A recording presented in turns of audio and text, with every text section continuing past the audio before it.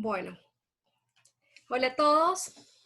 La idea de este video es que avancemos un poco más acerca del cálculo de intercambiadores de calor de carcasa y tubo.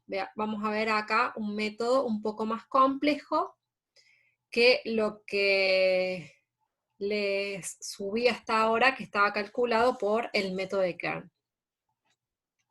En realidad no es más complejo el método, sino que es un poco más exacto y más largo. Para que se entienda, hasta ahora, fíjense que desde que calculamos intercambiadores de doble tubo, vimos que hay ecuaciones específicas para el cálculo en la parte del ánulo, ¿sí?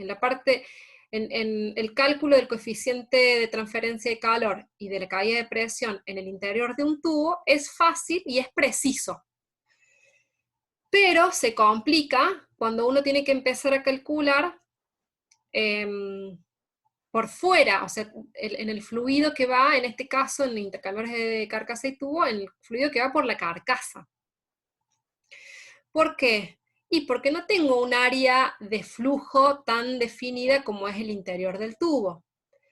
Ni tampoco el flujo es en una sola dirección, porque vimos que el flujo en una carcasa atraviesa bafles, y entonces va haciendo un recorrido determinado a través de los bafles. Entonces, para que se entienda, hasta ahora, lo que vimos hasta ahora, que es el método calculado por el método de Kern. Kern es el libro, o sea, el mismo que hizo el libro fue el que definió este método de cálculo, que en realidad lo complejo o lo que va a diferir en cada método va a ser el cálculo del coeficiente de convección y de la pérdida de carga para el lado carcasa. ¿Sí? Para el lado de tubo ya van a ver que los métodos son iguales, y lo que cambia es el lado carcasa. ¿Por qué? Porque para la carcasa, en las ecuaciones que hasta ahora vieron, aplicadas por Kern, Kern hace una simplificación del flujo a través de la carcasa. Recuerden que en la carcasa va a haber una hilera de tubos más al centro de la circunferencia de la carcasa, pero también va a haber hileras de tubo que se acerquen a los costados, o sea, que se alejen de ese centro, y o sea, los tubos van a estar distribuidos en toda la circunferencia. Y el flujo va a pasar a través de toda esa circunferencia de tubos de manera diferente a través de los bafles, en la ventana de los bafles, y cuando cruza en sí el paquete de tubos. Pero Kern simplifica toda esa dinámica de fluidos que ocurre, y para hacer los cálculos del fluido por carcasa, lo que hace es suponer una hilera de tubos en la zona central de la carcasa. Y en esa hilera de tubos de la zona central de la carcasa, calcula el área de pasaje del fluido a través de esa hilera de tubos. Y esas son las fórmulas que genera Kern. Entonces, si van al cálculo, los que ya lo hayan hecho, fíjense que cuando define el área en el shell, el AS, usa esta fórmula, que lo que significa es que está teniendo en cuenta esto que les comenté recién, en donde el paso del tubo es la distancia entre centro y centro de los tubos, que va a depender del arreglo de tubos y va a depender del diámetro, o sea, ese arreglo y ese paso, en definitiva, está fijado de una manera para un arreglo cuadrado y de otra manera para un arreglo triangular. Es un poco más chico ese paso, digamos, porque es más chico el espacio entre tubo y tubo. Y este C, entonces, es precisamente esa distancia entre centro y centro de tubo menos el diámetro del tubo. Y es ese C que vendría a ser, sí, específicamente el espacio entre tubo y tubo, el espacio libre. Bien, de esa manera, teniendo esa consideración, genera las ecuaciones del método de Kern. Entonces, para un arreglo cuadrado, para un arreglo triangular, ¿sí? Va a ser el paso y el C, que lo van a ver en las ecuaciones de cálculo siempre para el lado de carcasa. Entonces, incluso cuando Kern calcula la pérdida de carga, en la forma en la que él genera la fórmula de la pérdida de carga, está teniendo en cuenta en realidad que el fluido se está moviendo de la misma manera o en el mismo eje que los tubos, siendo que la mayor componente de flujo va a ser de flujo cruzado a través del paquete de tubos. O sea, para que se entienda, lo que quiero decir es que Kern hace muchísimas simplificaciones para sacar ecuaciones que nos permitan calcular el Reynolds y el H y la caída de presión en el lado de carcasa. ¿Sí? Él asume que todo el fluido todo el tiempo se mueve a través de un área que está definida por el área comprendida entre los tubos de una hilera de tubos que está en el medio de la circunferencia de la carcasa. ¿Sí? Que es erróneo calcular, asumir eso, porque no va a ser exactamente eso. Bien, entonces este método, por definición, tiene bastante error. Es un método que en su cálculo incluye bastante error. ¿Pero qué tiene el método? Es simple. Entonces, para hacer un cálculo en el cual no tengo demasiado tiempo ni necesito demasiada precisión, estaría bien hacer el cálculo mediante Kern. En una etapa inicial, yo necesito hacer un cálculo inicial y está bien que usemos el método de Kern. Ahora, hice el cálculo inicial, más o menos ya sé qué sería el área, presenté entonces el proyecto con el costo de cuánto más o menos saldría el intercambiador, y ahora tengo que pasar a diseñarlo verdaderamente y Kern se queda corto. ¿Sí? Kern para un diseño más específico, cuando ya sí voy avanzando en el proyecto de instalar el intercambiador, por ejemplo, se queda corto para poder calcular solo con Kern. Entonces, ¿por qué se queda corto? Primero que nada. Porque en realidad lo que ocurre dentro de la carcasa no es únicamente que el fluido pasa a través de los baffles como un fluido troncal, sino que además de que Kern hace simplificaciones y determina como si fuese una hilera central de tubos, además de eso, el fluido tiene un montón de desviaciones. ¿Sí? El flujo real dentro de una carcasa va a ser más cercano a esto que se muestra en esta slide. Entonces, lo que va a ocurrir en el flujo a través de la carcasa es que va a haber un flujo troncal, que en este caso, esto fue quien estudió el flujo real en la carcasa, es Zinker. Entonces se llama el método de Zinker.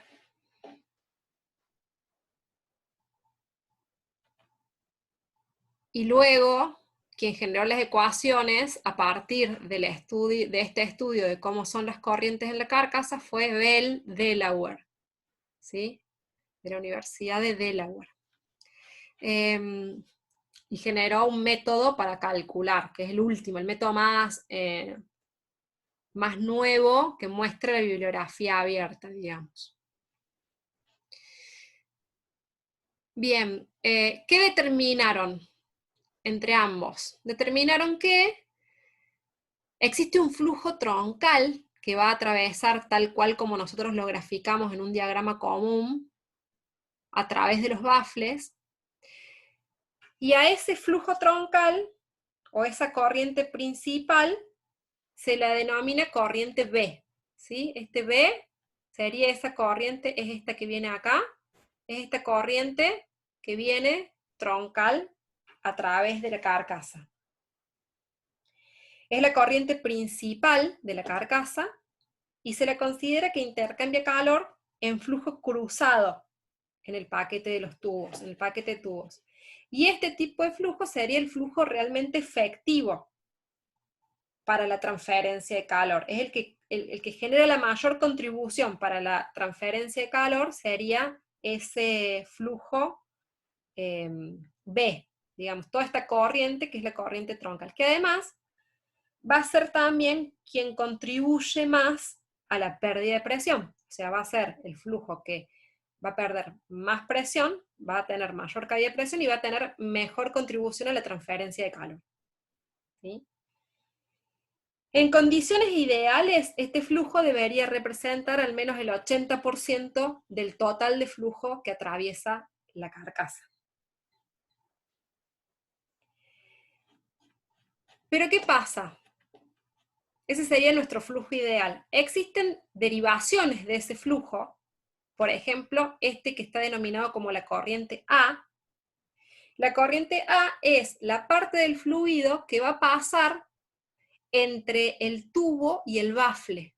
¿Sí? Va a haber una parte de flujo que va a pasar a través del tubo y el bafle que se va a desprender de esa corriente troncal o de esa corriente principal.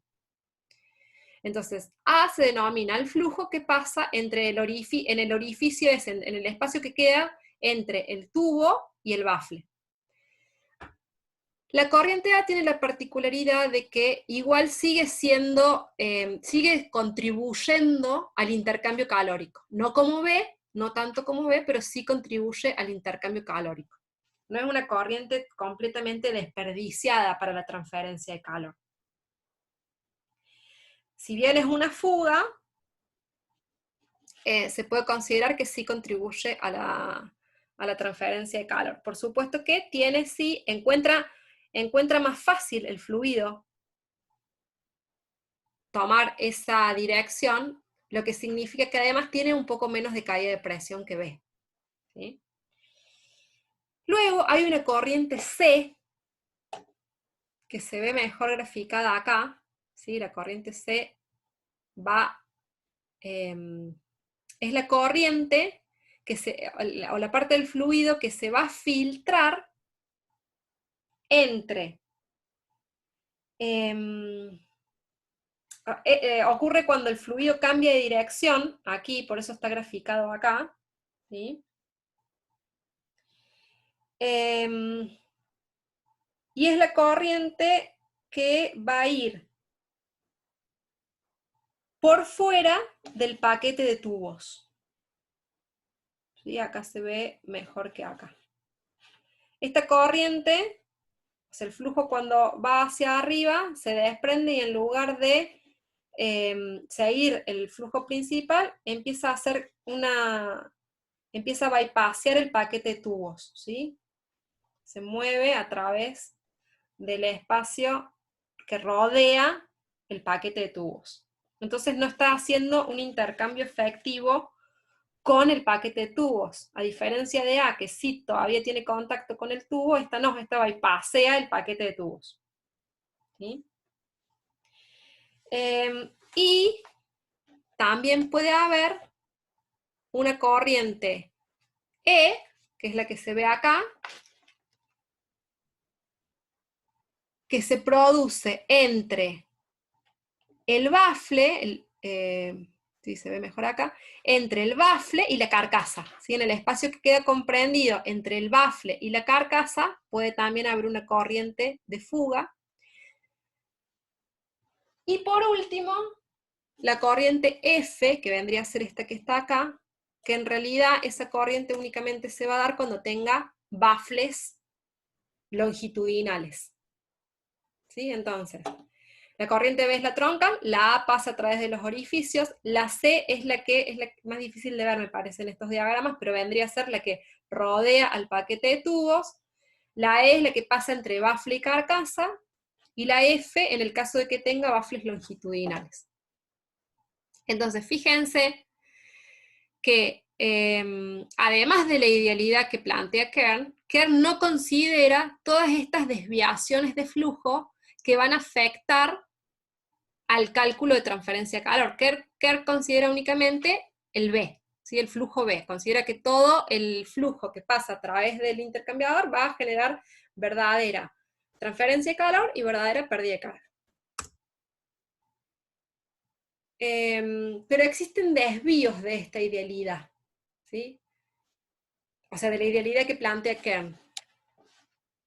¿Por qué? Bueno, lo que les había comentado, porque en realidad Kern plantea únicamente una dirección de flujo y el flujo va cambiando, sea que pasa a través de la ventana del bafle o sea que pasa a través de atravesar el paquete de tubos como flujo cruzado, porque existen desviaciones como por ejemplo estas que pasan, le dijimos, entre tubo y bafle, entre bafle y carcasa, la que bypasea a los tubos, al paquete de tubos, ¿sí? Entonces, todas estas desviaciones, estos nuevos métodos de los que vamos a hablar ahora, sí las empiezan a considerar.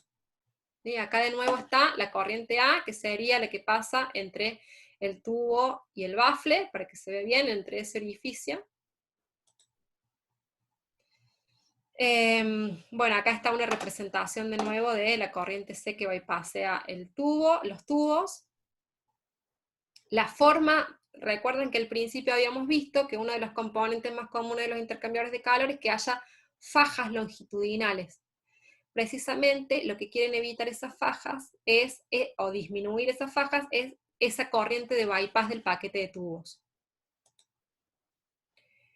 La corriente E, que va a ser entonces la que ocurre entre el diámetro del bafle y la carcasa, y la corriente F, que es solamente para intercambiadores de multipaso con separaciones de tubos, porque ya que la placa va a ser paralela a los tubos, ¿sí? Al flujo. Bueno, acá, por ejemplo, vendría a ser cuál es el porcentaje de cada corriente o cuál es el aporte de cada corriente si tenemos un flujo turbulento o un flujo laminar, ¿sí? Cómo va a variar ese aporte de las corrientes en cada caso. Y lo que sí es que, fíjense que cuando consideramos el flujo efectivo para la transferencia de calor, el flujo efectivo está dado por la corriente B al 100%, y también por una parte de la corriente A, que era la que iba en el orificio de los bafles, que como está en contacto con los tubos, se considera que todavía es una corriente algo efectiva para la transferencia de calor. ¿El método en qué consiste? El método consiste en, entonces, definir cuáles serían el coeficiente de convección, y ya vamos a ver que la pérdida de carga para un flujo ideal, como lo plantea Kern, solo que ahora la ecuación igual varía un poco, pero digamos, ¿cuál sería el H si la corriente fuese completamente troncal? Y lo modifica o lo afecta a ese coeficiente por la consideración del resto de las corrientes, ¿sí? Dice, bueno, yo tengo un H ideal, pero ¿qué pasa? Tengo una corriente que me desvía entre medio, se me desvía bypassando el paquete de tubos. Tengo otra corriente que me va entre los orificios. Tengo otra corriente, entonces todas esas corrientes van a modificar ese coeficiente de convección porque no están aportando ni están participando en la transferencia de calor. Entonces, tiene en cuenta todas esas pequeñas áreas para generar un nuevo coeficiente velicular del lado carcasa, ¿sí? Entonces calcula un H ideal y lo multiplica por estos factores J, que ya vamos a ver de qué se tratan, ¿sí? Fíjense, el factor JC, que es el factor de corrección para corte y espacio de bafles. El factor JL, el factor de corrección por corrientes de pérdidas A y E, de las que vimos recién. El JB, factor de corrección por desviación del paquete en corrientes C y F. Y el JS, factor de corrección por diferente espacio de bafles, esto también lo tiene en cuenta, en la entrada y en la salida del intercambiador, ¿sí? Entonces, perdón, y el JR, el factor de corrección por gradiente adverso de temperatura, si el flujo es laminar. Entonces, considera mucho más efectos y considera mucho más de la fluidodinámica del intercambiador, de lo que va a ocurrir realmente con el fluido en carcasa, para calcular el coeficiente de convección. Entonces, termina siendo un método mucho más preciso. Esto es importante. El efecto combinado de todos los factores de corrección para un intercambiador razonablemente bien diseñado es del orden de 0,6. Si yo multiplico todos estos factores que modifican al H ideal, debería estar alrededor de 0,6. 0,6 o más, ¿sí? Si fuese 1, significa que estaría en la idealidad, porque estos factores me van a afectar negativamente. Bien. Y para la pérdida de carga, de nuevo hay una modificación, porque se calcula como la suma de las caídas de presión en las entradas en las secciones de entrada y salida, y en la sección central, donde tenemos caída de presión por flujo cruzado y por efecto de la ventana. O sea, empieza a considerar esta variación que hace el flujo a través de la carcasa por pasar, primero por entrar al intercambiador, en donde en la entrada y en la salida del intercambiador voy a tener un espaciado superior, más grande que el espaciado entre bafle y bafle.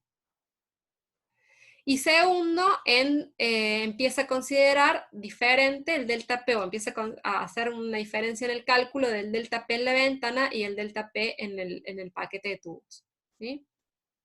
Entonces también se usan factores de corrección que tienen en cuenta las corrientes, ya lo vamos a ver en el cálculo, como vimos para el caso del H.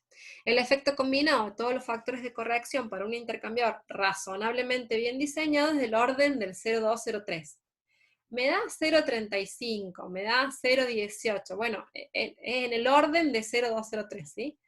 Es decir, que la delta P calculada sería el 20 o el 30% de la delta P de un intercambiador que no tuviese pérdidas ni derivaciones. ¿Sí? ¿Por qué? Porque dijimos que la corriente que más generaba pérdida de carga era la corriente B. Bien. Entonces, para aplicar el método de cálculo de los factores de corrección, previamente hay que establecer todos los factores geométricos involucrados. Hasta ahora, en el método de Kern, fíjense que definíamos un corte de bafle del 25%, pero luego en las ecuaciones no lo usábamos. O sea, solo podíamos definir pocas cosas en el método de Kern. En el arreglo de tubos podíamos definir el espacio entre tubo y tubo, ¿sí? El paso, digamos, el paso de tubos. Además de definir el diámetro de los tubos, el tipo de arreglo que me definía el paso, y el espaciado de los bafles. ¿Sí? Acá se pueden definir varias cosas más. Las ecuaciones empiezan a tener en cuenta muchas más dimensiones, entonces uno tiene que ser más específico con el diseño en sí del equipo.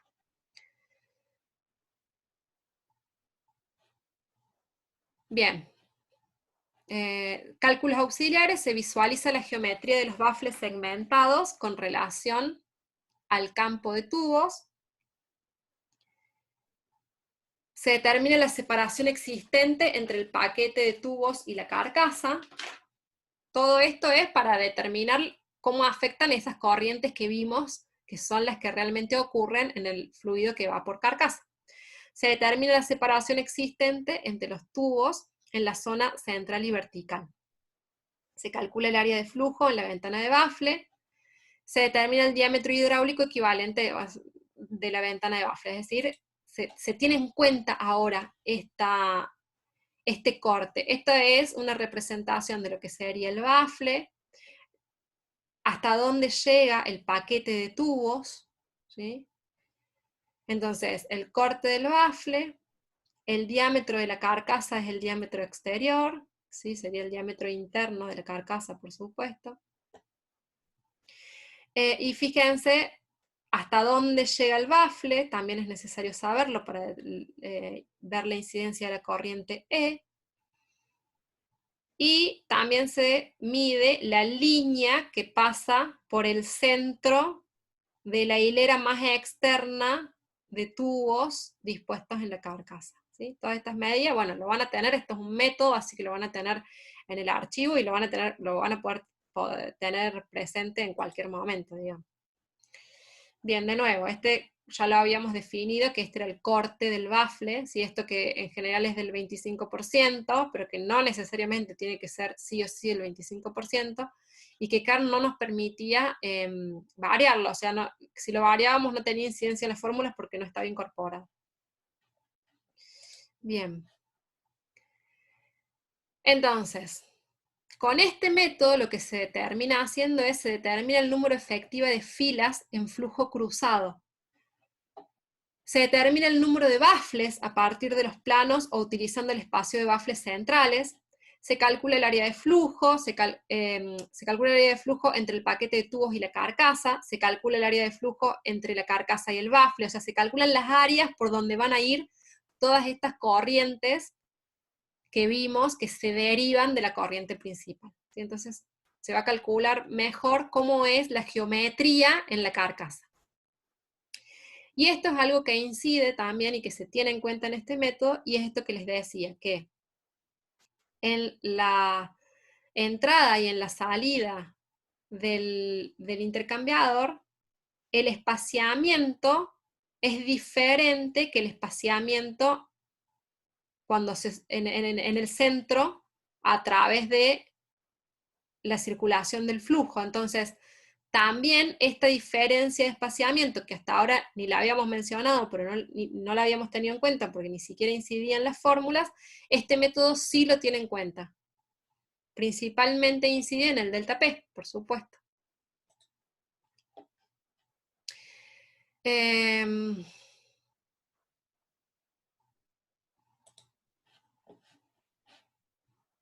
Y entonces, lo que el método termina haciendo es, calcula un H ideal, como les dije al principio, determina un JC, determina un JL y un RL, respectivamente, para H y pérdida de carga, o sea, determina cada uno de los factores que vimos anteriormente que hacían referencia a estas correcciones y precisiones que tiene el método para el cálculo, tanto del H como del delta P.